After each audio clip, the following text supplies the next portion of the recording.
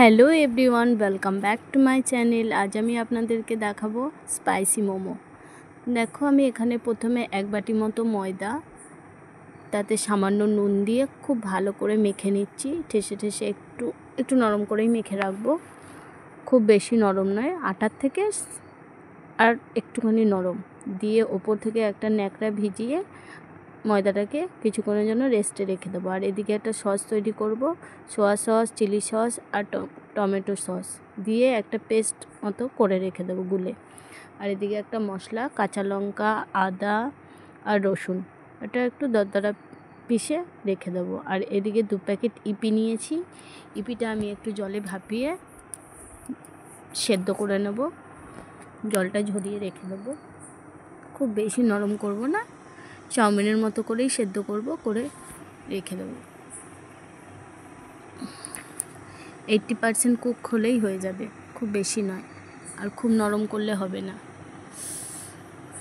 এবার জল ঝরাতে রেখে দেবো। আর এদিকে আমি কেটে রেখে দিয়েছি 2টো গিলা আর 2টো সলিড মাংসের পিস নিয়ে একদম কুচিয়ে আমি কেটে রেখে দিয়েছি। আর এদিকে কড়াইতে তেল গরম করে নিয়ে কুচানো আদা, রসুন, পেঁয়াজ আর হচ্ছে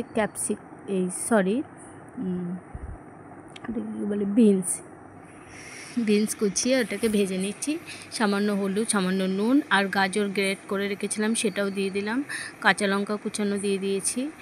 দিয়ে ওপর থেকে এই কুচিয়ে রাখা গিলা আর সলিড মাংস ওটাকেও আমি দিয়ে, আর যে পেস্ট করে রেখেছিলাম লঙ্কা, আদা, রসুনের, সেই পেস্টটা দিয়ে দিলাম। দিয়ে ভালো করে এটাকে অনেকক্ষণ ভাজা ভাজা করে নিয়েছি। গ্যাসের ফ্লেম লো করে রেখে ওপর থেকে দিয়ে দেবো একটু ম্যাগি মশলা। আর এদিকে একটা বাটিতে 1-1.5 চামচি মতো কর্নফ্লাওয়ার গুলে নর্মাল জল দিয়ে আমি গুলে রেখে দেবো। এটাকে আমি ইউজ করব সস তৈরি করার জন্য। দিয়ে এদিকে দেখো, এটা আমার কষানো হয়ে গেছে প্রায়। কষানো হয়ে যাওয়ার পরে একটু ম্যাগি মশলা দিয়েছি, তারপরে ইপিটা দিয়ে দিলাম। এটা আমি স্টাফিংয়ে ব্যবহার করব, যেটাকে পুর বলে। পুর হিসেবে মোমোর ভেতরে পুর দেবো এটা দিয়েই আমি। তো অনেকেই তো অনেক রকম পুর দেয়, তো আমি এটা একটু স্পাইসি মতো করলাম। দিয়ে এদিকে দেখো, কড়াইতে রসুন কুচানো, পেঁয়াজ কুচানো দিয়ে গরম তেলেতে আর অল্প বিনস কুচিয়ে দিয়েছি। দিয়ে এর মধ্যে ওই যে গুলিয়ে রেখেছিলাম সস, সব ধরনের সস, ওই সসটা দিয়ে দেবো। আর স্বাদ মতো একটু নুন দেবো, সামান্য জল অ্যাড করবো, যেহেতু বাটিতেও লেগেছিলো সস, সেই সসটাও জলটা দিয়ে ধুয়ে ভালো করে দিয়ে দিলাম। আর ওপর থেকে কর্নফ্লাওয়ার গুলে রেখেছিলাম, সেই কর্নফ্লাওয়ারটাও দিয়ে দিলাম। দেখো, এখানে নাড়াচ্ছি এটাকে ভালো করে।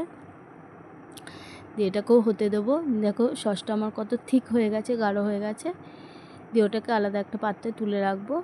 দিয়ে আবারও কড়াইতে তেল দিয়ে টমেটোটা দিয়ে দিলাম, কুচানো টমেটো, আর সামান্য হালকা নুন আর একটু চিনি দিয়ে এবার সসটা এর সাথে অ্যাড করে নিলাম। একটা গাঢ় সস তৈরি করে রেখে দিলাম।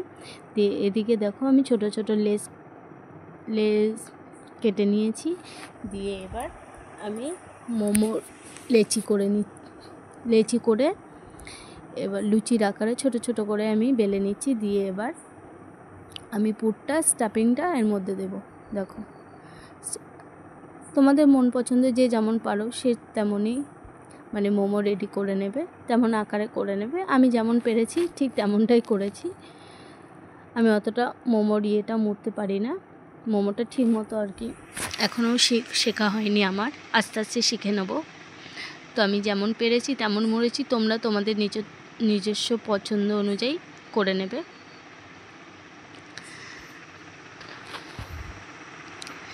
দিয়ে এদিকে দেখো, আমার একে একে সব গড়ে নিচ্ছি। এদিকে আমার একে একে গড়া হয়ে গেছে। দিয়ে এদিকে হাঁড়িতে গরম জল করতে দিয়েছি। দিয়ে ওপর থেকে এই ফুটো ফুটো বাটিটায় একটু তেল মাখিয়ে মোমোগুলো সব দিয়ে দিলাম। মোমোতেও হালকা একটু তেল লাগিয়েছিলাম, দিয়ে মোমোগুলো যাতে লেগে না যায়।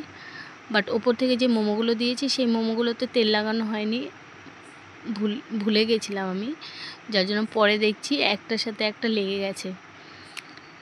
এখানে একটু মিস্টেক হয়ে গেছে, আর খুন্তি দিয়ে আমি নাড়াতে গিয়ে 2-1টা মোমো ভেঙেও গেছে। দেখো, দেখতেই পাচ্ছ।